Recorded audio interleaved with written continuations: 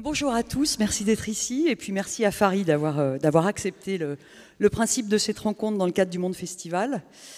Alors Farid, je l'ai découvert en 2016 dans la petite salle du Grand Point Virgule. Et parce que j'ai la chance de passer beaucoup de temps à aller découvrir notamment des humoristes sur scène. Et j'avoue que dans la catégorie très encombrée du stand-up, je suis tombée sous le charme de cet humoriste au look inimitable déjà, et puis surtout dans sa manière, dans son choix d'aborder des sujets qu'on dit hautement inflammables dans notre société, mais avec une volonté d'être rassembleur et d'éviter le cynisme. Et puis il sait aussi très bien pointer du doigt avec malice nos vies consuméristes, connectées et narcissiques. Alors Farid, il a 28 ans, il est né en France, ses parents sont du Cap-Vert. Il a grandi à Saint-Maur-des-Fossés. Vous m'arrêtez si je dis une bêtise. C'est très bien pour l'instant. Il a grandi à Saint-Maur-des-Fossés avec sa mère, auxiliaire de puériculture. Et il avait l'habitude de regarder en boucle les spectacles d'Elie Kakou, de Jamel Debbouze, de Gad Elmaleh. Sa famille, notamment un oncle, je crois, et une professeure d'histoire, lui avait un peu prédit son avenir en lui disant qu'il était fait pour l'humour. Ils ne se sont pas trompés, puisqu'en quelques années, Farid est devenu l'un des rares humoristes français à être distribué sur Netflix. Et puis, il a rempli en mars dernier Bercy. J'y étais, c'était plein. Il y avait même des ministres. Il avait dressé une scène en forme de ring au milieu de Bercy, et c'était très impressionnant. Dans quelques jours, les 13 et 14 octobre, il sera sur cette scène pour son spectacle Hexagone, dont on va bien évidemment parler. Et il jouera aussi les 6 et 8 octobre au Théâtre Antoine, avant de partir en tournée en France à partir de novembre. C'est ça ? C'est ça. Ouais. Alors, en préambule de notre discussion, je voulais faire un petit retour en arrière en vous montrant un extrait d'une vidéo que Farid avait postée en 2015 et qui avait cumulé en quelques jours 3 millions de vues. Donc, si l'on peut montrer un extrait de cette vidéo. L'iPhone. Tu sais, je suis très très loin dans la société de consommation, comme tous. Je pense qu'on est tous loin dans la société de consommation. Moi, j'essaie de me battre contre ça. Okay, j'essaie de me battre contre ça. Par exemple, cette année, je me suis dit, je vais pas acheter l'iPhone 6. Okay, ouais, je suis engagé. Et tout le monde autour de moi est en train de l'acheter. J'ai dit non, je vais pas acheter l'iPhone 6. Tu sais, en plus, je la raconte les gens qui ont l'iPhone 6. Hein, et toi, ceux qui l'ont pas, ah, t'as l'iPhone 5. Non, excuse-moi, j'ai pas vu que t'étais dans le passé. Excuse-moi, j'ai pas vu. Je me pose une question. Est-ce qu'avec l'iPhone 5, on peut appeler l'iPhone 6 ou pas? Est-ce que ça marche? Ils ont réussi à nous mettre dans le crâne, Apple, que 800 € pour un téléphone, c'est normal. Et à 800 €, c'est possible que le téléphone, il bug. Et quand tu l'emmènes chez Apple, c'est possible que le vendeur il te dise « Vous avez essayé de l'éteindre et de le rallumer ?» Je l'ai acheté 800 €. C'est pas une Game Boy, d'accord? À 800 €, tu dois l'ouvrir devant moi. Tu dois l'opérer à cœur ouvert, devant mes yeux. 800 €, c'est cher pour tout le monde, qu'on soit bien d'accord. Peu importe ce que tu gagnes, peu importe ton salaire, 800 € pour un téléphone, c'est forcément cher. Personne n'a vu le prix de l'iPhone 6 et a dit « Franchement, ça va. » C'est sûr que non. Mais tu sais, c'est devenu normal pour nous parce que le smartphone, c'est devenu le prolongement de notre main. On l'a tout le temps dans les mains, on veut prendre des photos tout le temps, on veut les mettre sur les réseaux sociaux, on veut que les gens like, hein, on veut des j'aime. C'est le truc, on veut des j'aime. Aime, allez, aime-moi. Aime ma vie, aime. Super bizarre, ça c'est une photo. C'est une putain de photo. On a la mémoire courte. Tu te rappelles des vraies photos? Photo papier. Imagine ça avec une vraie photo. T'as vu ça, c'est moi en vacances. T'aimes? Tu veux écrire un commentaire? J'ai un stylo sur moi. Tu veux écrire un commentaire? Moi, les photos que j'aime au-dessus de tout, ok? Je sais pas si vous avez déjà vu ça. J'ai une nana comme ça dans mes contacts Facebook, elle met des photos d'elle. Okay? Et en dessous, elle écrit hashtag no make-up. Au naturel. No filter. Pourquoi tu veux qu'on voit quand t'es moche? Je comprends pas. Pourquoi faire? Est-ce que c'est le bêtisier de ton visage? Tu sais, c'est une nana hyper bien foutue. Elle est super sexy, elle met des photos d'elle toute la journée et le summum de ce qu'elle fait. Le maximum du narcissisme pour moi. Elle met une photo d'elle et elle écrit en dessous « Bonne journée ». Pour elle, c'est un don.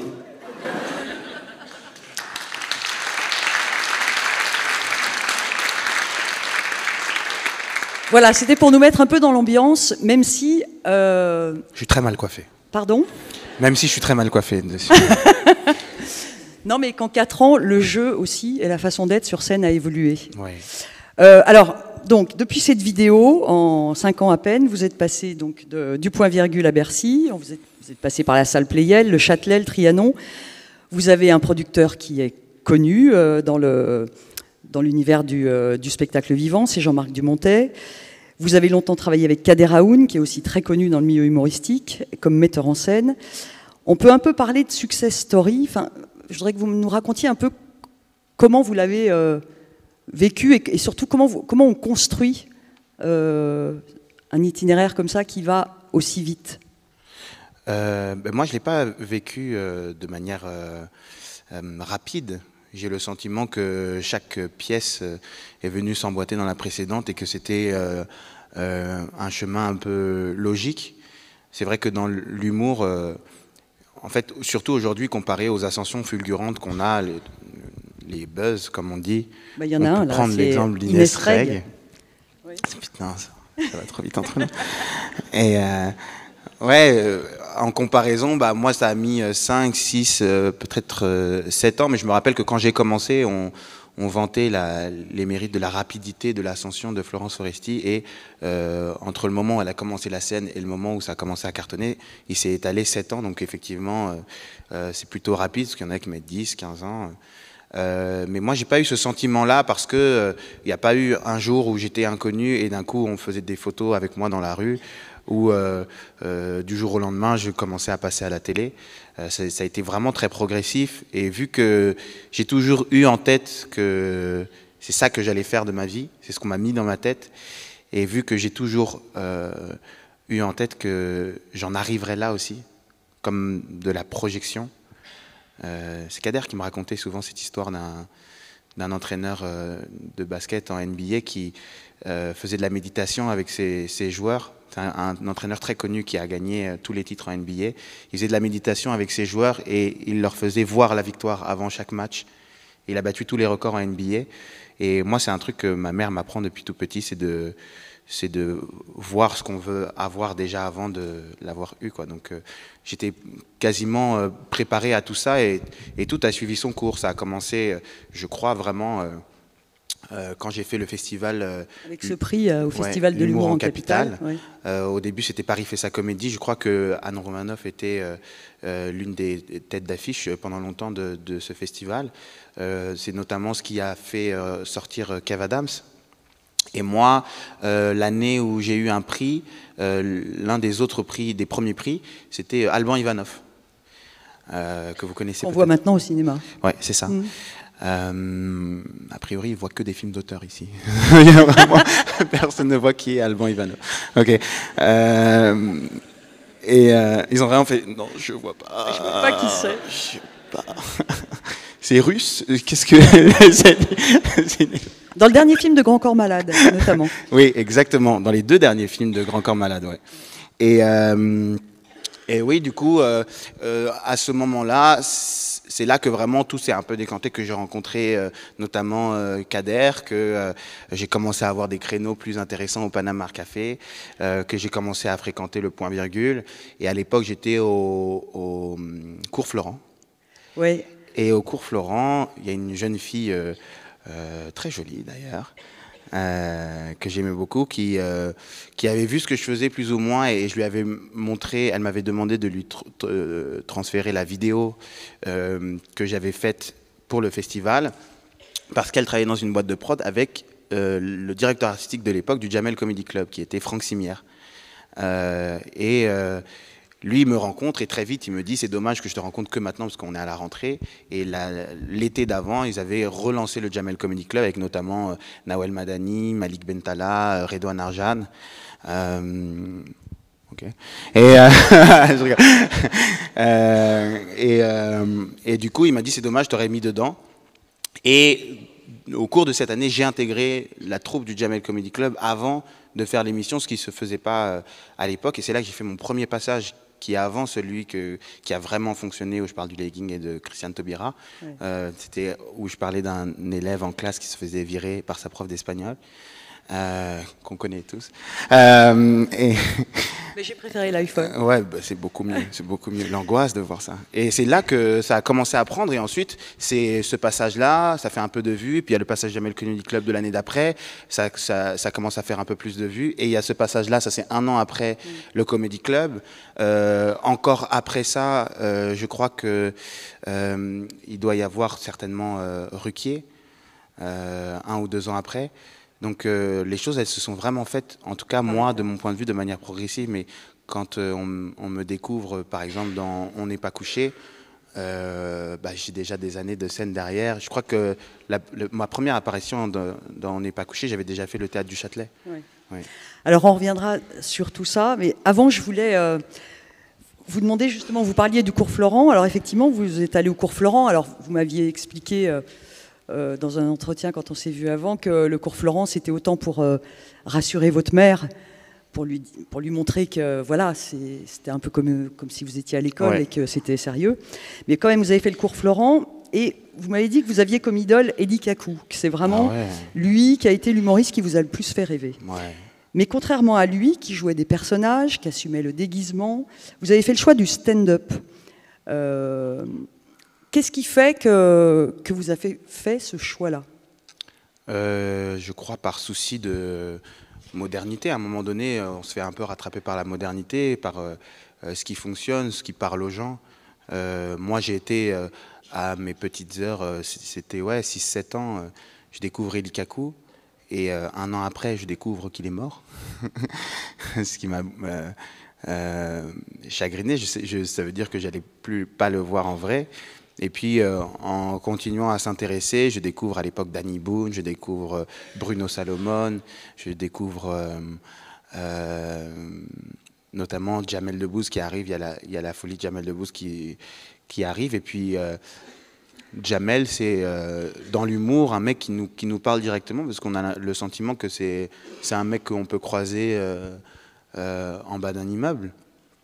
Et avec Jamel, quelques années après, il y a le Jamel Comedy Club, et là, c'est un coup de foudre, quoi. C'est c'est ça que je veux faire de ma vie, c'est ça que j'ai envie de raconter. Parce que les personnages, moi, le tout premier spectacle que j'ai fait, avant le premier spectacle que j'ai là, que j'avais, Faris de New Black, qui ensuite est sorti sur Netflix. Avant ça, j'en avais un, et avant ça, j'avais un tout premier spectacle qui s'appelait « Je black avec vous ». Okay, excusez-moi le jeu de mots. Celui qui avait été coécrit avec cette fameuse professeure. Ma prof d'histoire. Et à ce moment-là, je faisais déjà des personnages. Sauf que en arrivant au Paname, où c'est vraiment une petite scène de limite 1,5 mètre sur 1,5 mètre, les gens ils y voient directement, c'est très éclairé. Et un personnage c'est compliqué. On se rend compte de la différence que c'est d'être directement face au public. Le public il est là, on ne peut pas tricher. Je ne peux pas arriver et faire semblant que je suis une vieille dame. Non, je te vois. Et donc il y a aussi un rapport très lié à sa propre vie et à ce que je raconte et découvre de moi-même, parce que dans le stand-up, plus on est puritain dans le stand-up, alors on n'est pas tous là-dedans, mais plus on est puritain dans le stand-up, et plus on va avoir envie de raconter quelque chose de très sincère vis-à-vis de ce qu'on est réellement dans la vie, vis-à-vis de ce qu'on raconte dans la vie et vis-à-vis de notre façon de parler. Et donc il y a une dimension vraiment très différente. Après, il y a plein de manières de faire du one-man show, plein de façons de faire du seul en scène. Mais je crois que le stand-up, c'est la façon la plus sincère de raconter des choses. Mais alors justement, votre leitmotiv, c'est de dire que le stand-up, c'est un art de la scène à part entière, et qu'il faut lui donner ses lettres de noblesse, et que vous regrettez que ce soit assimilé à un art urbain. Alors d'abord, pourquoi ? Et puis pour vous, d'où vient cette méprise ? C'est un peu insensé que ce soit associé à un art urbain, parce que je crois qu'on s'était dit ça déjà la fois dernière. C'était sur France Inter, et j'ai entendu une journaliste qui disait elle parlait à Mouloud Achour, qui présentait donc son émission dans laquelle il met en avant un petit peu le stand-up. Sur Click TV ? Ouais. Enfin, Click. Ouais.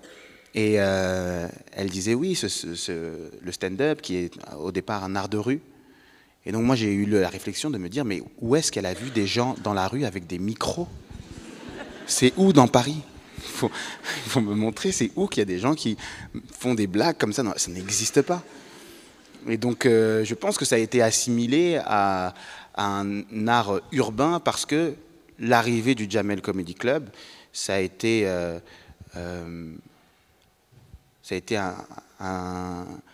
quelque chose d'immensément positif pour les gens qui s'identifient à la troupe du Jamel Comedy Club.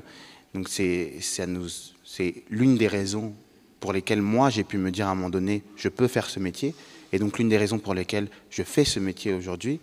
Mais dans un autre sens, ça a donné une image du stand-up liée au mauvais versant qu'on donne au communautarisme, à quelque chose d'urbain, à quelque chose de lié aux banlieues, parce que ça a eu tellement de succès. Et avec une dimension d'improvisation aussi. Hein, liée à l'interaction avec le public, qui n'est pas une chose que vous pratiquez beaucoup. Pas du tout, ouais. En tout cas que j'essaie de faire le moins possible, parce que c'est aussi là qu'on prend du plaisir. Si on arrive tous les soirs, c'est aussi ça l'idée du stand-up, c'est que, alors oui, à travers des rires, à travers une ambiance, on sent un public différent d'un soir sur l'autre. Mais dans le stand-up, on a vraiment le sentiment, parce qu'il y a une adresse directe au public dans la façon de vendre nos blagues, on a vraiment le sentiment de rencontrer des gens. Et donc oui, il y a des moments où on a vraiment envie de leur parler à toi directement. Qu'est-ce que tu fais, qu'est-ce que tu aimes, avec qui tu es. Donc et je ne vais pas dire une facilité, parce qu'il y a des gens qui le font avec beaucoup de brio, mais le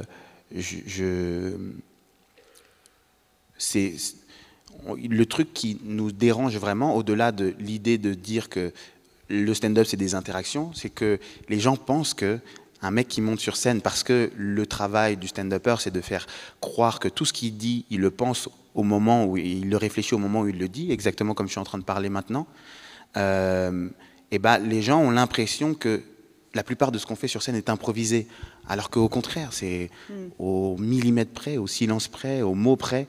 L'exemple, hier, j'étais avec Panayotis Pasco, avec qui je travaille, que je mets en scène. Et je vous recommande son spectacle, Panayotis Pasco. Parce que je l'ai mis en scène. Et, il donnait cet exemple que j'avais oublié de mon premier spectacle. Il y avait une blague que je cherchais, où je disais, ouais, c'est c'était un passage où je parlais des tatouages. Et une fille qui dit, j'avais ce passage-là dans ce dernier spectacle d'ailleurs. Elle disait que ça lui faisait pas mal le tatouage. Peut-être vous avez vu ce passage. Oui. Et je disais, c'est une brûlure au 3e degré. Tu te prends pourquoi une chipolata? Et on s'est rendu compte qu'en fait, le mot merguez, il fonctionnait mieux que le mot chipolata. C'est aussi précis que ça. Parce que chipolata, il y a une syllabe en trop. Tu te prends pour qui? Pour une merguez? C'est plus impactant que chipolata. C'est aussi précis que ça, le stand-up. Bon, alors revenons à vos spectacles. Vous abordez des thèmes comme, donc, notamment dans Hexagone, comme l'identité française, la diversité, l'intégration, mais dans une optique d'un humour qui se veut fraternel. Et vous dites que vous refusez d'être un porte-parole. Alors pourquoi ce parti pris? Et est-ce que l'humour peut être rassembleur dans une société fractionnée? Je pense que ça peut l'être, mais pas à mon niveau. Je pense qu'il y a des gens qui l'ont fait, comme je pense évidemment à Jamel Debbouze, pour moi, et peut-être Smaïn avant, à son époque, mais pour moi, Jamel, c'est vraiment le parfait exemple de ça, et c'est l'entité que moi je vois la plus puissante après Coluche dans l'humour français, parce que d'un coup, c'est plus simplement de l'humour, c'est plus simplement l'humoriste, il est porte-parole et aussi représentant de toute une communauté. C'est lui qui vient dire des choses, et on l'écoute aussi parce qu'au début, bah tiens, il a une dégaine un peu particulière, il a cette main dans la poche, il parle d'une manière un peu différente, et sous couvert d'humour, il fait passer des vrais messages. Et je pense que il est la raison du changement du paysage télévisuel. Je pense que s'il y a beaucoup, et que si moi je peux exister scéniquement, c'est aussi grâce à Jamel Debbouze. À mon niveau, moi, j'y crois pas. Parce que aussi, c'est pas la volonté que j'ai, parce que j'ai pas envie d'être catalogué là-dedans, parce qu'à un moment donné, c'est aussi... Mais sans être catalogué, enfin, on le verra un peu après, il y a quand même, vous, ou alors sans le vouloir, vous faites quand même passer un certain nombre de messages. Je pense que c'est aussi ce qui a perdu à Jamel. Parce qu'à un moment donné, les gens s'approprient non seulement son discours, mais sa vie. Et donc, lui, après, bah ouais, il est en couple avec une femme blanche et on le lui reproche. Comme si c'était un acte politique. Bah non, c'est ma vie, elle est belle, je suis tombé amoureux d'elle. Et d'un coup, ça devient un acte politique, avec qui il se marie, comment il appelle ses enfants, avec qui il part en vacances, ce qu'il mange. Et donc, c'est aussi le propre de l'art. Ce qu'on fait, à un moment donné, ne nous appartient plus. Mais moi, j'ai envie que ma vie continue de m'appartenir. Alors, vous avez intitulé votre deuxième spectacle, enfin votre troisième en fait, Hexagone. Alors, avant d'en parler, on va passer un extrait de ce spectacle, l'extrait Piéton. C'est vrai, tu voyages un petit peu et tu te rends compte que c'est vrai, on a des comportements qui sont pas toujours adaptés. Moi, je me suis rendu compte, à travers mon propre comportement, hein, que c'est pas infondé comme réputation. Par exemple, je me suis rendu compte, ça c'était à New York et à Lisbonne, et ça c'est très français. Parisien aussi, mais très français. Je me suis rendu compte que je traverse n'importe comment. Ça n'a aucun sens. Ça n'a aucun sens. Parce que pour nous, là, ici, pour nous, le passage piéton, c'est pas un endroit précis. Pour nous, c'est un concept. Hein? Pour nous, le passage piéton, c'est l'endroit sur la route, peu importe où ça se situe. C'est l'endroit où on pose le pied. Pour nous, poser, c'est passer. Ah oui, hein? Parce que pour nous, le passage clouté, les feux, pour nous, c'est de la déco, tout ça, là. Ah ouais, nous, on voit vert, rouge, on se dit, mais c'est Noël bientôt, c'est top, c'est cool. C'est sympa, ça. Et ça, c'est le côté arrogant français. Parce que quand on arrive, nous, Français, en tant que piétons face à un feu, on se dit, en tant qu'être humain, je ne vois pas pourquoi j'obéirais à une lumière. C'est une lumière, chérie, ça clignote. Ta mère la diode, d'accord? C'est ça que j'ai envie de te dire, ouais.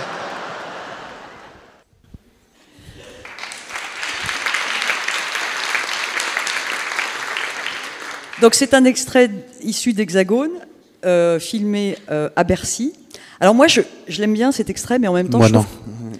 surtout, je trouve qu'il n'est pas, représentatif de votre spectacle. Mais le problème, c'est que quand on doit donner des extraits, ça c'est un extrait qu'on envoie... Qu'est-ce qui fait que c'est si difficile? Enfin, on a l'impression que maintenant vous limitez le nombre d'extraits.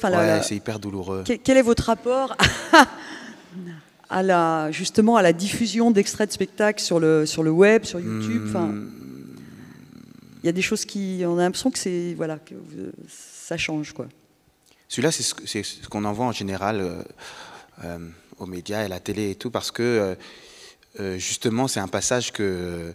Alors, je l'aime bien, j'aime le jouer et tout, je trouve ça marrant, il y a des rires, mais... c'est consensuel. C'est pas ce qui... c'est pas ce qui raconte le plus le spectacle, et c'est pas la forme ni le fond de ce que je fais dans ce spectacle, mais c'est une douleur de mettre des extraits parce qu'on ne sait pas où est-ce que ça finit, on sait pas, et on a toujours cette angoisse de se dire les gens l'ont déjà vu. La différence avec la scène quand on fait de la musique, c'est que si les gens connaissent la musique, c'est mieux, parce qu'ils sont contents, ils vont chanter les paroles avec nous. Mais moi, si les gens ils connaissent la fin de ma blague, il n'y a plus de blague. Parce qu'ils la connaissent, ils savent ce qui vient après. Le propre même de l'humour, c'est la surprise. Si je ne suis pas surpris, je rigole pas. Et du coup, c'est vrai que... Alors on le sait, ça passe dans une émission de télé, il y a combien de personnes qui vont le voir, de ce nombre de personnes, il y a combien de personnes qui vont venir, et de ce nombre de personnes, il y a combien de personnes qui vont s'en rappeler. C'est presque ridicule, mais c'est une névrose, quoi. Alors dans Hexagone, vous abordez la question de l'identité française. Vous m'avez toujours dit que vous ne vous êtes jamais senti non intégré. Et que vous n'avez jamais eu le sentiment d'avoir à subir du racisme ou... Qu'est-ce qui fait que... C'est pas tout à fait vrai. J'ai jamais subi le racisme vraiment de manière frontale, mais j'ai pas toujours eu le sentiment d'être intégré en réalité, parce que on a toujours eu la sensation d'avoir à faire plus, d'avoir à faire différemment, mais j'ai jamais vécu le racisme, et l'élan de patriotisme que j'ai, il est lié au fait qu'aujourd'hui je me rende compte que dans mon métier, dans ce que je fais, dans ce que j'aime de l'humour, dans ce que j'aime de ce que je regarde et ce que je lis, bah, c'est cette langue merveilleuse qu'on a, c'est cette culture qu'on a, et je me sens avoir été façonné par ça en fait, et par cette culture et par cette langue, donc par définition bah, je suis français. Mais c'est vrai que ça n'a pas toujours été parce que c'est aussi quelque chose qu'on se transmet, le fait de valoriser les origines de nos parents, et du coup de mettre ça en avant plutôt que de mettre parce que moi dans mon collège il y avait plein d'origines différentes, et du coup c'est ce qu'on met en avant, et on n'a pas même à l'école, au collège, on ne nous pousse pas à se sentir tous français, parce que c'est souvent des questions qui reviennent: de quelle origine tu es, tiens, chez toi tes parents, bah, vous connaissez ça dans votre culture. mais j'ai jamais vécu le racisme, non, je crois pas en tout cas. Mais donc l'origine de ce spectacle vient notamment d'une discussion avec votre mère, ouais. Qui vous a dit, qui vous a rappelé en fait les conditions de votre naissance et votre rapport à la nationalité française. Racontez-nous. En fait, elle me rappelle, c'est une discussion qu'on avait déjà eue, mais elle me dit ça, je sais pas, peut-être des années après. Je sais plus pourquoi on parlait de ça, mais elle me rappelle que quand je suis né, je suis pas né français. Je suis né en France, mais je suis pas né français, je suis né portugais. Laissez-moi expliquer. Mes parents sont d'origine capverdienne, et donc ils ont été naturalisés au moment où ils sont nés. Si tu naissais au Cap-Vert, tu naissais portugais. Ma mère est arrivée au Portugal à l'âge de 14 ans. Et donc mes deux parents n'étant pas français, je ne connais pas les termes exacts de cette loi, mais je ne nais pas français, ils sont naturalisés, et moi-même au bout de quelques mois, quelques années, en tout cas moi quelques mois et eux quelques années par la suite. Et donc pendant un temps je n'étais pas français, et quand elle me raconte ça, bah, ça m'a retiré quelque chose. Pas que j'ai pas envie d'être portugais, mais mais le fait de ne pas être français, ça m'a retiré quelque chose, parce que c'est à ce moment-là que je me suis dit, c'est vrai qu'on se vanne beaucoup entre cousins aussi, parce que j'en ai deux qui sont nés au Portugal, du coup ils ont pas la nationalité française, et souvent on se vanne: t'es même pas français toi, pourquoi tu parles avec moi? Et du coup il y a ça aussi, mais ça m'a retiré quelque chose, le fait de me dire, bah je suis pas né français, cette carte d'identité j'ai eu par la suite, et du coup ça m'a interrogé sur bah, quelle valeur ça a d'être français. Et du coup, bah, ça a vraiment de l'importance pour moi de l'être. Et ça a lancé les interrogations sur lesquelles je suis parti pour le spectacle. Ouais. Et vous racontez notamment dans le spectacle à quel point on se sent français quand on est à l'étranger. Ouais.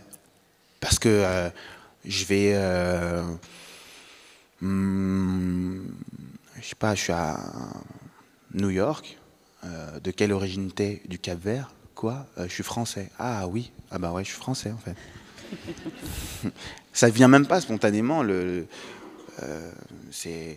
On est fier d'eux. Quand on est à l'étranger, on est fier de dire tiens, ce truc-là c'est français. Bah lui c'est un français.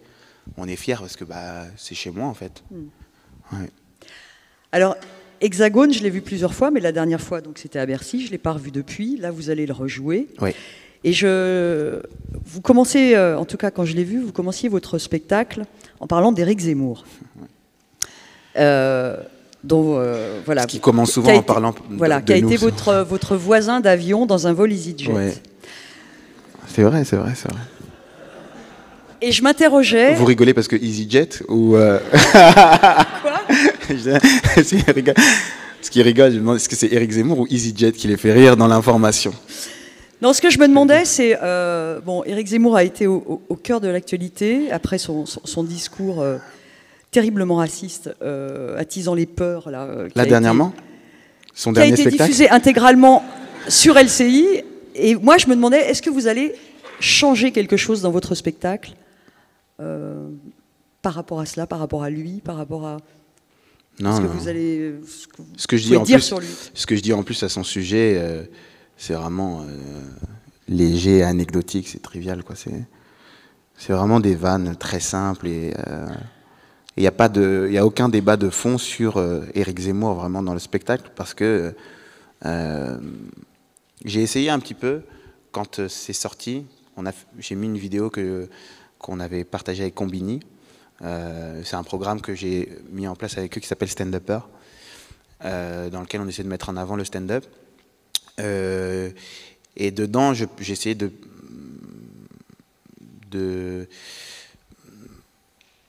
faire passer une idée, faire passer une réflexion sur le sujet. Et on a travaillé ce passage pendant un moment. Et au bout de ça, quand je l'ai montré à Kader, il m'a dit, moi à ta place, je ne le mettrai pas parce que il n'y a pas de vraie idée de fond. Intellectuellement, il n'y a pas une réponse, un argument fort et intéressant. Et en prenant du recul, je me suis dit, pourquoi je devrais rentrer dans un débat avec Éric Zemmour? C'est juste drôle. C'est juste quelqu'un qui a des idées extrême, qui peut-être est à la télé depuis trop longtemps, qui ne sait plus comment se faire remarquer et qui juste est plus dans la liberté d'expression, mais à un moment donné, il dépasse le cadre de la loi parce qu'il y a, là encore dans ce discours, une incitation à la haine, notamment envers l'islam. Et donc, moi, j'ai pas de débat en vrai à avoir sur Éric Zemmour. C'est pour ça que j'ai gardé ce début qui est le bémol qu'on fait des fois au spectacle, à savoir, c'est un peu gratuit ce que fait Éric Zemmour. Et ma réponse à ça, c'est que lui, c'est un peu gratuit ce qu'il dit à notre sujet. Voilà, donc j'ai pas... Donc vous ne changerez rien. Je n'ai pas envie de lui donner d'importance en essayant de lui répondre. Parce que je ne crois pas que si on croise... je ne crois pas que... Pour moi, c'est l'équivalent de... Alors, il n'y a pas ça dans tous les quartiers, mais... Moi, j'ai grandi dans le 94 et aujourd'hui, j'habite à Strasbourg-Saint-Denis. Et des fois, il y a des mecs dans la rue qu'on connaît, qui sont du quartier, qui, bourrés ou non, tiennent des propos incohérents. Et je ne vais pas m'arrêter pour discuter avec eux.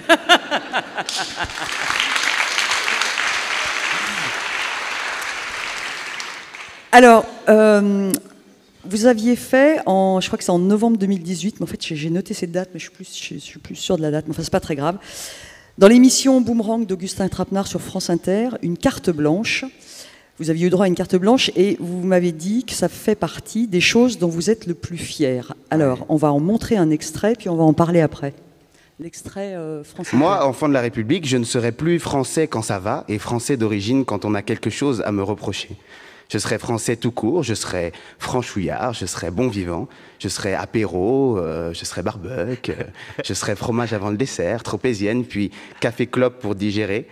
Et tu n'auras pas peur si, par exemple, je mange halal parce que tu n'as pas plus peur des véganes, des sans gluten, des relous qui disent je veux pas que ce soit bien cuit, je veux pas que ce soit saignant, je veux juste entre les deux.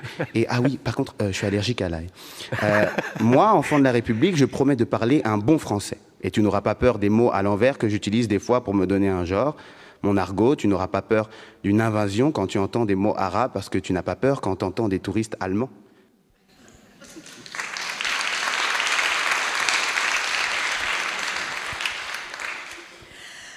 Alors, quand vous avez été invité il y a quelques jours aux rencontres de Télérama, au Théâtre du Rond-Point, théâtre d'ailleurs où vous avez joué. Oui. Hein.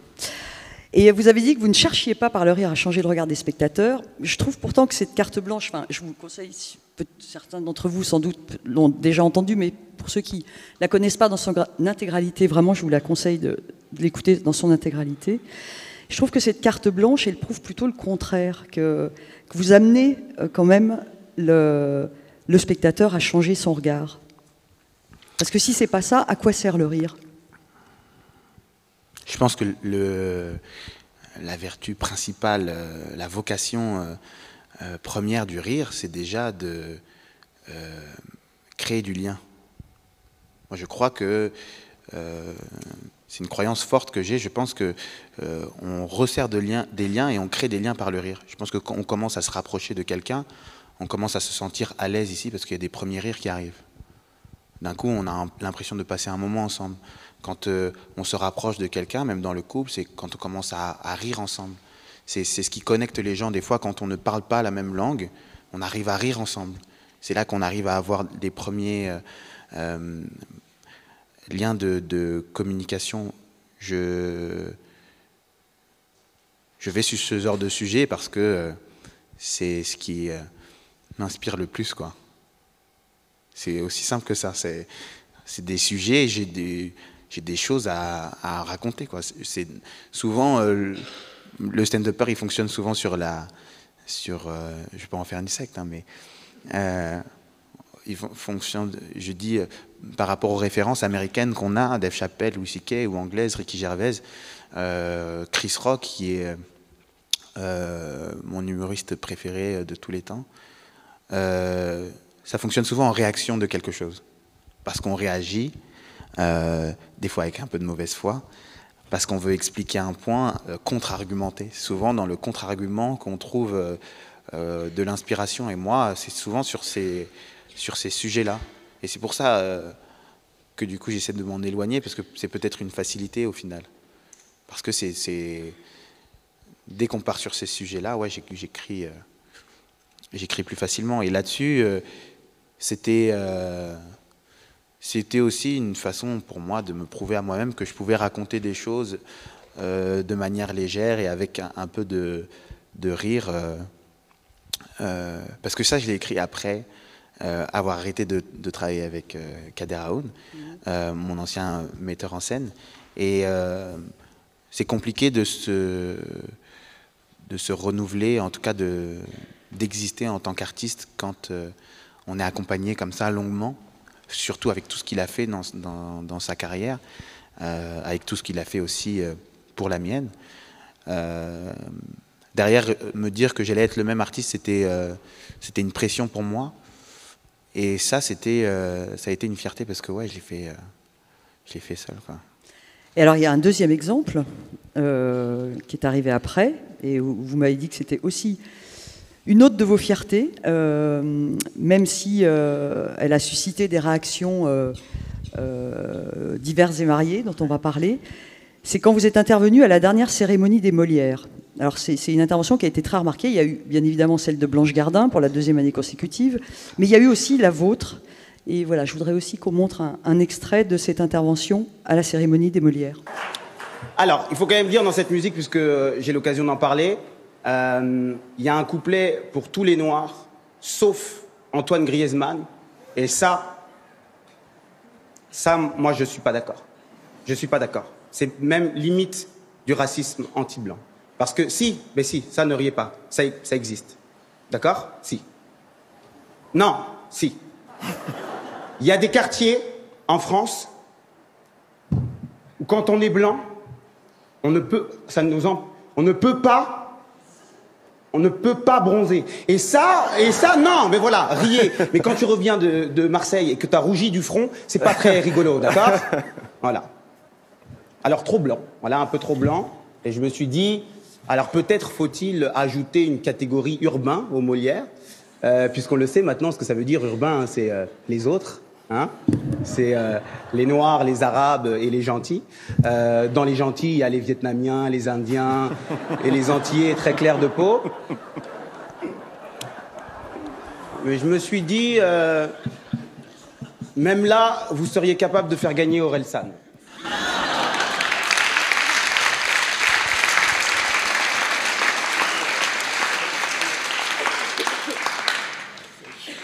Bon, alors on n'en a passé qu'un extrait, mais c'est comme ça tout le long, c'est vraiment très très drôle, c'est très bien vu. Qu'est-ce qui s'est passé après? Apparemment, il y a... Tout le monde ne l'a pas compris comme il faut. Ouais. Je crois souvent des mecs, des jeunes qui me disent on ne te voit plus depuis à la télé. Je sais pas, ils pensent qu'on m'a enlevé ou que... Non, mais c'est bizarre parce que, bah, d'une, les gens, ils ont l'impression que c'est courageux de faire ça, de raconter ça, alors que aujourd'hui, ça représente plus. Il y a 10 ans, un humoriste qui dit ces choses-là, ça aurait été un enjeu. Aujourd'hui, non, parce que là, on le sent pas dans la salle, parce que le réalisateur, il va chercher des fois des mines un petit peu gênées, un petit peu surprises, mais c'était vraiment, moi, l'un de mes meilleurs moments de scène de ma vie. Donc les gens qui sont là, ils adhèrent complètement à ce que je raconte. Je joue devant des gens qui sont dans le métier, donc on est à Paris, c'est des sujets qui en général ne créent pas de confrontation. On est tous plus ou moins d'accord pour dire, bah oui, à la télé, au cinéma, ça manque de diversité. Mais sur les réseaux, notamment sur Twitter, il y a eu une communauté noire qui s'est emparée du sujet pour dire, notamment avec les images, oh, ça se voit qu'ils sont gênés, ça se voit qu'ils rougissent. Enfin, il faut quelqu'un qui dit ça. Et du coup, il y a une genre de confrontation. Ils avaient fait un montage, je regarde pas cette série, mais ils avaient fait un montage avec un personnage de Game of Thrones. On voyait ma tête et ils disaient celui qui est allé défier les marcheurs blancs. Donc dans leur idée, c'était un truc de confrontation, alors que moi, c'était une main tendue à... bah, on sait que, voilà, vous êtes un petit peu entre vous, mais maintenant, on le sait tous. Venez, on essaie de faire quelque chose. Alors, on parlait des réseaux sociaux, mais je voulais aussi parler de la télévision, parce que vous étiez passé... vous avez fait quelques chroniques dans On n'est pas couché. Ouais. Qui étaient plutôt réussies. Enfin, moi, je les ai revues avant cette rencontre, et franchement, il y avait vraiment des très bonnes choses. Et bon, vous avez arrêté. Je voulais savoir quel était votre rapport à la télévision. Je déteste ça. Pourquoi ? Je déteste. Mais c'est précisément tout l'inverse de ce qu'on fait ici. Parce que là, on prend notre temps, on a 1 heure, on est plutôt naturel, on n'a pas de choses précises à dire ou de choses précises à éviter. Mon attaché de presse ne serait pas hyper d'accord avec tout ça, mais la télé, c'est très différent. C'est beaucoup de mise en scène, et c'est pas un endroit où on se sent, en tout cas où moi je me sens accueilli. J'ai l'impression, surtout en tant qu'humoriste, il y a cette pression de ici on a le temps. Voilà, comme je dis, on a 1 heure. Il y a des moments où on est sérieux et des moments où c'est un peu plus détendu. Sur un plateau télé, je suis un humoriste, donc fais-moi rire. Moi, j'ai souvent ce sentiment-là quand j'arrive dans des émissions de télé, un peu moins maintenant parce que quand on est déjà arrivé sur un plateau, bon, on recroise des têtes qu'on connaît. Mais j'ai souvent le sentiment que c'est l'exemple que je dis, je suis très sérieux là-dessus en plus, c'est l'exemple que je donne souvent, c'est j'ai l'impression que je viens de rencontrer une fille et elle me dit, bah tiens, viens, on va manger chez moi. Et je la connais un petit peu, quoi. Et j'arrive, il y a toute sa famille. Et on s'installe, je m'installe, et je sais pas, mais tout le monde sait que je suis censé être un mec drôle, et ils discutent entre eux, tout le monde se connaît depuis des années, c'est une famille, ils font des blagues entre eux, et à un moment donné, ils se retournent vers moi. Alors, dis-nous un truc drôle, et intéressant, et intelligent, et qu'on pourra pas détourner sur Internet. Ouais, ça me plaît pas du tout. Vous êtes présent sur Netflix, hein, donc ouais. C'est pas Hexagone, hein, c'est le spectacle précédent. C'est celui d'avant, oui. Voilà. Comment ça s'est fait? Qu'est-ce que ça représente? Qu'est-ce que ça change d'être sur Netflix? Bah, en France, ça représente pas grand-chose, mais parce qu'on fait pas trop la distinction en France, parce que en fait, aux États-Unis, il y a une chaîne de télé qui s'appelle HBO, qui historiquement fait ce qu'on appelle des comedy specials, où ils mettent des 30 minutes ou des 1 heure d'humoristes. Et quand les humoristes en arrivent à ce stade-là, c'est genre vraiment une vraie réalisation dans leur carrière. C'est vraiment qu'ils sont mis en avant et c'est une réussite en soi. Des fois, ils travaillent toute leur vie juste pour cette heure-là. Autant ici, on fait des émissions où 2 semaines avant, on nous dit « Tiens, il faudrait que tu écrives un sketch pour dans 15 jours. » Là-bas, pour un passage de 5 minutes dans un late show, ils peuvent travailler 5-6 ans pour le même 5 minutes. Et donc HBO, c'était cette chaîne historique qui mettait en avant le stand-up. Et Netflix a récupéré ça aux États-Unis. Parce qu'ils ont vraiment grandi sur quelques années et c'est devenu les numéros 1 et cette plateforme, une nouvelle façon de consommer et qui sont ouverts sur le monde parce que voilà, on s'intéresse ici au stand-up, mais notamment dans tous les pays où ça parle beaucoup mieux anglais que nous aux alentours. Et du coup, là-bas, Netflix, quand on est sur Netflix, c'est la même réussite que être sur HBO. Et il y a être sur Netflix en France, et il y a être produit par Netflix. Donc tous les spectacles qu'on voit sur Netflix ne sont pas produits par Netflix. Donc il y a eu Gad Elmaleh, il y a eu moi, puis il y a eu Danny Boone après, je crois. Et donc ici, en France, quand on voit Netflix, on voit tous les spectacles, on ne voit pas la différence entre n'importe quel spectacle et quelqu'un qui est produit par Netflix. Nous, on le sait en tant qu'humoriste, on sait que... moi, c'est forcément une reconnaissance énorme pour moi de me dire je suis celui après Gad Elmaleh qui a été produit par Netflix. Pour moi, c'est un accomplissement en soi. Mais ici, bon, je dis Netflix, bon, ok. Mais ça a changé quoi concrètement? Enfin, je veux dire, ça vous a apporté quoi? Ça a changé que, par exemple, si je peux être sur la plage en Israël et être reconnu par des British qui m'ont vu sur Netflix, ça n'a aucun sens. C'est ça que ça change. Ça change que bah, c'est d'une... Là, je fais un peu des blagues, on est très ouvert sur le monde. Par exemple, c'est ça aussi la différence entre mon spectacle et le spectacle, un spectacle produit par Netflix et un autre spectacle, c'est que un spectacle qui est racheté par le catalogue Netflix, il va être visible en France. Les spectacles de Danny Boone, Gad Elmaleh et moi, qui avons été produits par Netflix, si on est en Inde et qu'il y a Netflix, on peut voir le spectacle. Voilà. Comme on peut être ici et ne pas avoir accès à des programmes quand on est de l'autre côté de l'Atlantique. Si c'est une série Netflix, on y a accès dans le monde entier. Et ce que ça change concrètement aujourd'hui, c'est que moi, quand je vais faire mon spectacle, si je le mets sur une chaîne, bon, bah, il faut qu'on vendredi 20h30, on s'assoit, on se prenne rendez-vous et je m'assois.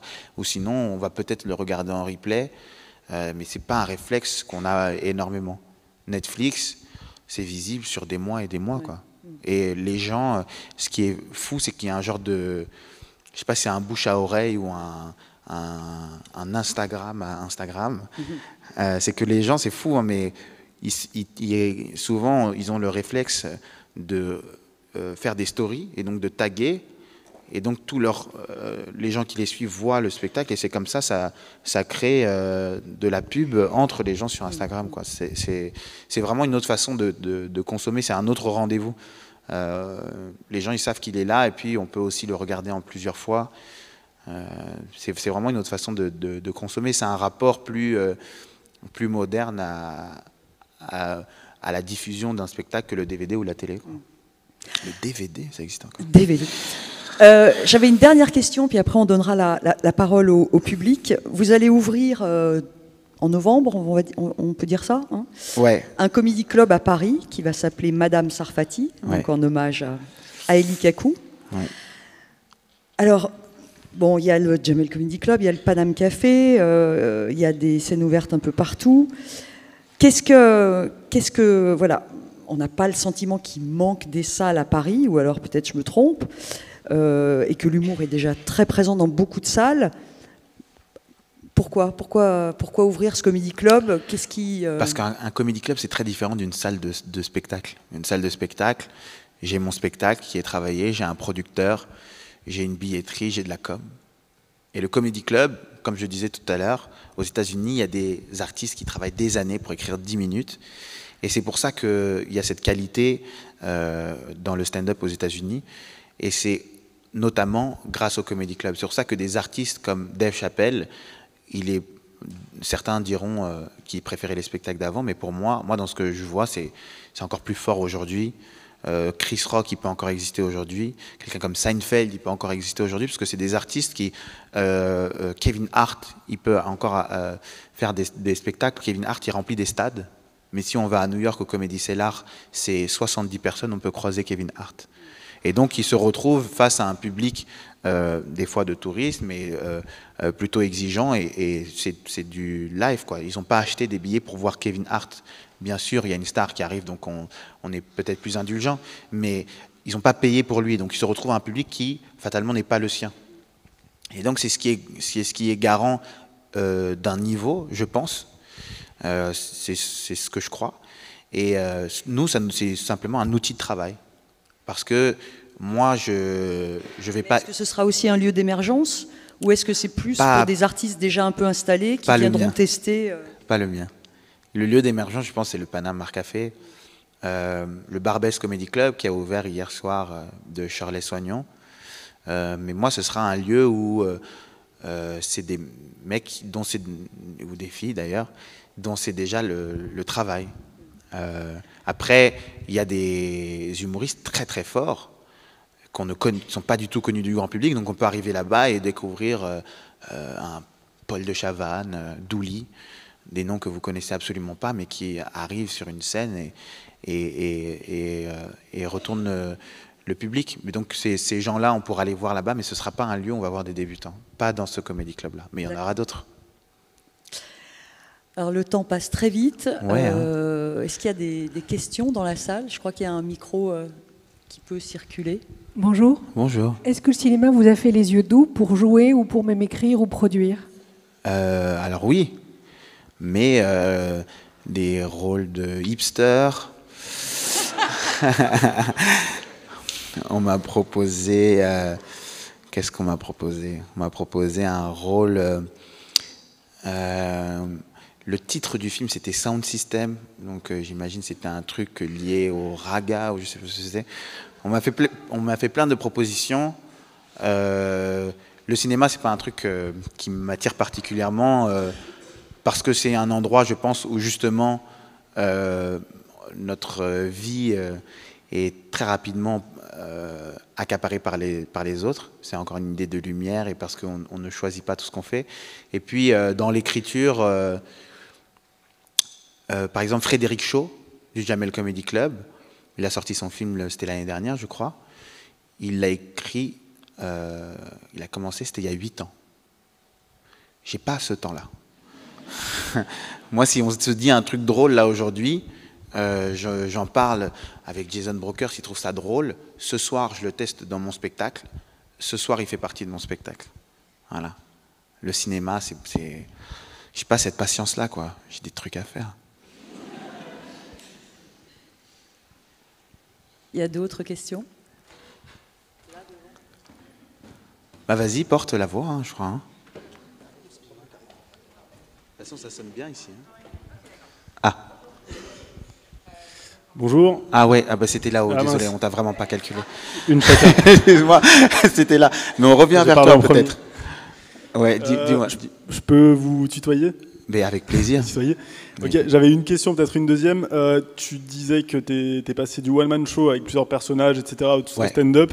Est-ce que tu veux faire le sens inverse, passer au one-man show ou rester sur le stand-up? Bah aujourd'hui, c'est vraiment... j'avais fait tout ça sans référence au foot. C'est étonnant. J'en ai pas d'autres. Non, c'est comme, tu sais, il y a beaucoup de grands joueurs de foot qui sont à des postes qu'on connaît très bien et qui ont commencé à un autre poste du jour au lendemain. Tu sais, ils ont créé leur carrière là-dessus. Tu vas pas leur demander de jouer attaquant alors qu'il est gardien. Tu comprends? Et c'est pareil. Aujourd'hui, c'est vraiment ma manière de m'exprimer et c'est là-dedans que j'essaie d'aller le plus loin possible. Parce que ce qui est merveilleux dans le stand-up, c'est qu'on a une marge de progression qu'on voit de manière assez claire et je sais que je peux gravir encore, me rapprocher encore un peu plus des idoles que j'ai dans le stand-up. Donc je ne pense pas que je ferai le chemin inverse. Mais déjà, quand je faisais des personnages, c'était entrecoupé de stand-up déjà. Tu vois, par exemple, on parle de Alex Lutz, pour prendre cet exemple-là, qui fait des personnages très brillamment. Dans son spectacle, il a des passages de stand-up. Voilà. Yes. Okay. Merci. Il y avait une deuxième question. Ouais, vite fait alors. Je sais pas. Le sujet, c'est comment faire avec le monde qui nous entoure. Enfin, Ouais. C'était à peu près la discussion. Et est-ce que tu as déjà eu peur de choquer en écrivant? Ouais, c'est ma principale préoccupation. En tout cas, pas de choquer, parce que le choc, on est encore sur la surprise, donc c'est ce qui va, tu vois, le salut les blancs, ça choque un peu les gens et c'est ce qui crée le rire. Et Ce qui va créer l'écoute aussi. exactement. Mais vexer les gens, c'est quelque chose qui me fait peur. Ouais. J'ai pas envie de. Dans l'idée que je disais tout à l'heure, pour moi, rire, c'est rassembler.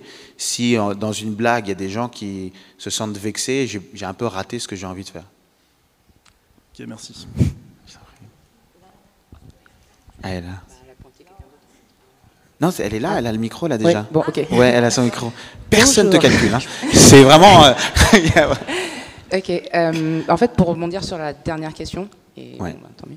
Je pense de cet échange que tu adhères finalement à la vision de Nawel Madani, qui est de dire que si on Oh peut mon rire. Dieu. Comment? Pardon, excuse-moi. Si on peut rire ensemble, on peut vivre ensemble. Ok. Et par rapport à ce que tu viens de dire, justement, je me posais la question de savoir si tu te mets des caveats, en fait, des limites par rapport à ta créativité et aux sujets que tu abordes dans ton métier. Pas dans les sujets, mais dans la manière de les aborder. Si, peut-être dans les sujets, des fois, quand il y a quelque chose d'actualité, moi, je suis pas un fan d'humour noir, par exemple. En tout cas, Gaspard Proust me fait rire, Blanche, elle me fait... C'est certainement la meilleure humoriste qu'on a, c'est la référence qu'on a aujourd'hui dans l'humour. Mais moi, un sujet sensible, il y a une catastrophe, derrière faire des blagues, moi, c'est pas un truc avec lequel je suis à l'aise, donc c'est même pas, je me bride pas là-dessus ou je me censure pas, c'est que naturellement, je n'irai pas là-dessus. Mais des fois, dans la forme, par exemple, longtemps, j'ai fait un sketch là au Jamel Comedy Club sur le legging. Longtemps, je me suis demandé, après coup, parce que j'étais beaucoup plus jeune qu'aujourd'hui, est-ce que c'est pas grossophobe, est-ce que c'est pas misogyne? Et par les discussions que j'ai eues avec des femmes qui sont venues me rencontrer, les blagues qu'elles font elles-mêmes, je me suis dit, tiens, peut-être qu'au final, ça aide aussi à en rire et du coup, s'accepter un peu mieux parce que c'est pas grave tout ça. Peut-être. Ou alors, c'est des excuses que je me donne.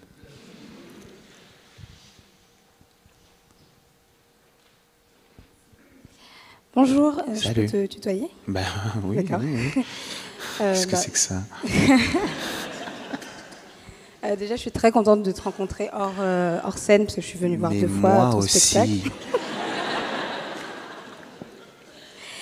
Et du coup, tout à l'heure, tu as dit que tu voulais pas être un porte-parole. Après, moi, je me dis que j'ai l'impression que tu es un porte-parole, mais malgré toi. Parce que tu ressembles à une grande partie de ton public. Madame Blanchard est d'accord avec moi. Voilà.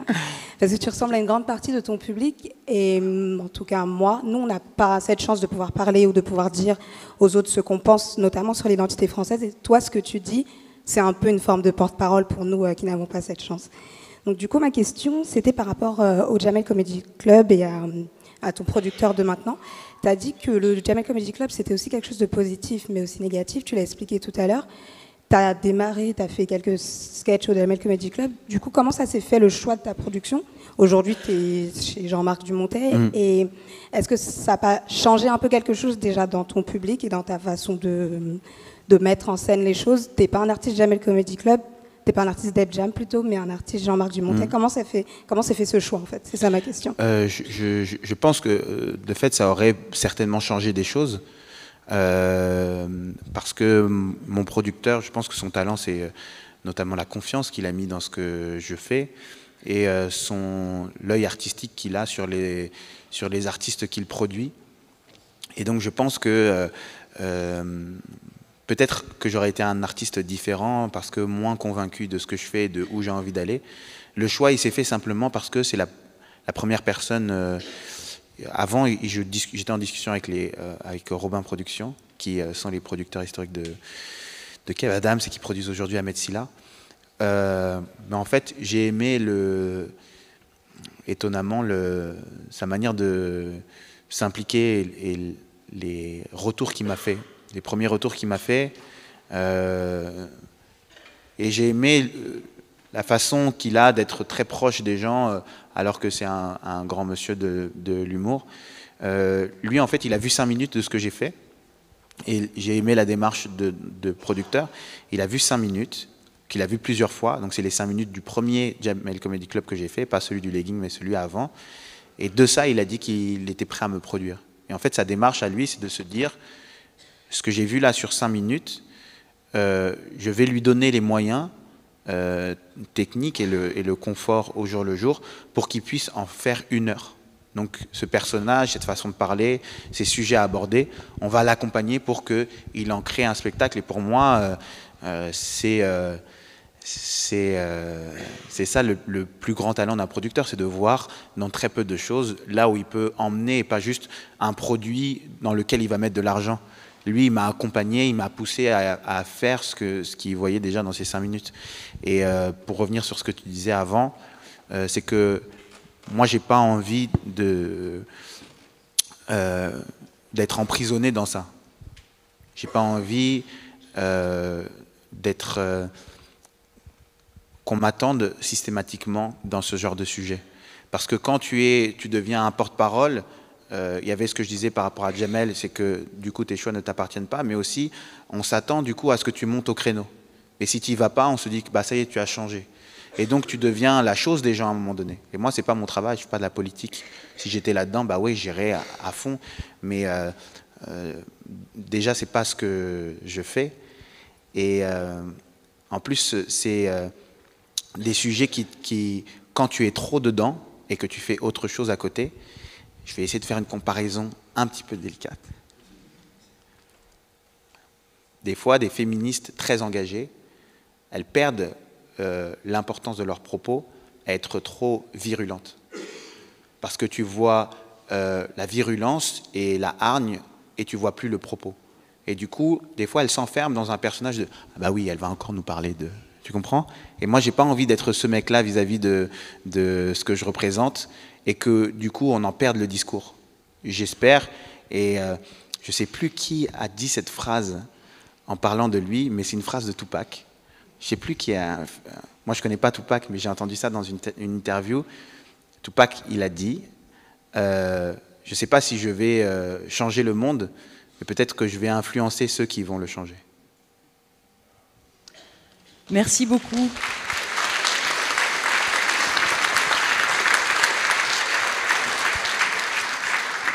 Voilà, merci beaucoup Fary, merci à vous tous pour votre présence. Et là, il faut qu'on mette un terme à cette rencontre, puisqu'une autre va suivre dans pas longtemps avec Anki Bilal. Waouh. Ouais. Merci beaucoup.